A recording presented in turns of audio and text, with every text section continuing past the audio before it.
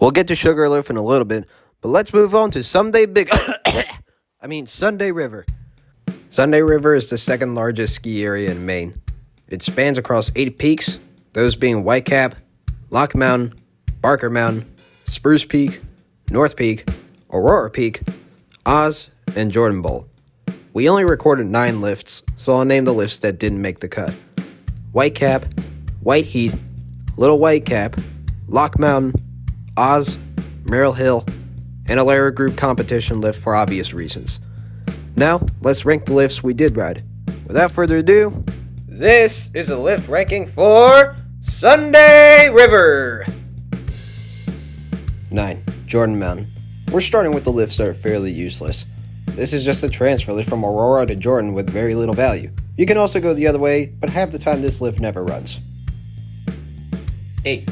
Quantum Leap. It's the same thing as Jordan Mountain, but it's a bit more useful since it's one method of exit from Aurora Peak and Jordan Bowl. Then again, it doesn't run much, but there's a really flat traverse as an alternative. 7. Barker Mountain Express. Here we go with the main lifts. Despite having decent terrain, mechanically speaking, this lift is a disaster. It was built by Yan, and as we know, Yan detachables turned out not so great. Despite the Pomo retrofits, this lift is nothing short of a train wreck. It's slow, the motor sounds like it's dying, and it rattles. I would feel so much better lapping the terrain if this lift got replaced. But at the moment, this is a lift that I would ride once and not set foot on ever again, solely because of its unreliability. 6. South Ridge Express, an alternative to the Chonaway.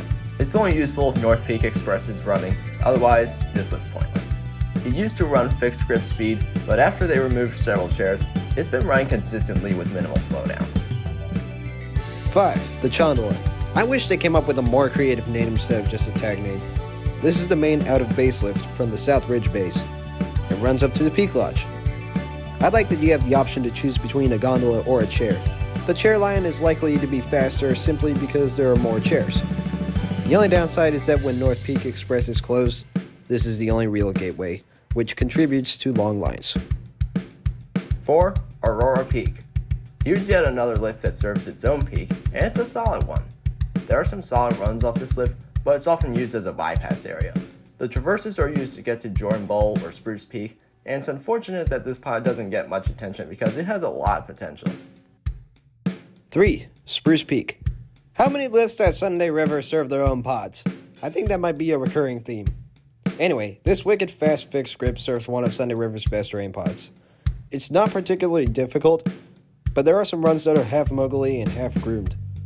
So it's nice to have options depending on what type of skier you are. And also, risky business? That's a good one. 2. North Peak Express. I was really struggling between this and Jordan 8 because as a lift, this is the best thing ever. It consistently runs full speed and hardly has a line most of the time.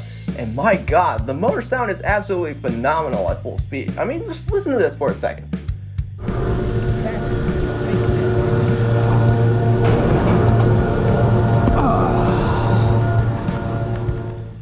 It sounds so satisfying, especially when it ramps back up to speed. But going into this with an objective eye, this lift caters to beginners and intermediates. The other unfortunate thing is that this lift only runs on weekends and holidays, making the South Ridge Express useless if this lift isn't running. Now, let's move on to number 1. 1. Jordan 8. This is not number 1 because it's a D-line, but rather, I find the terrain to be the most enjoyable.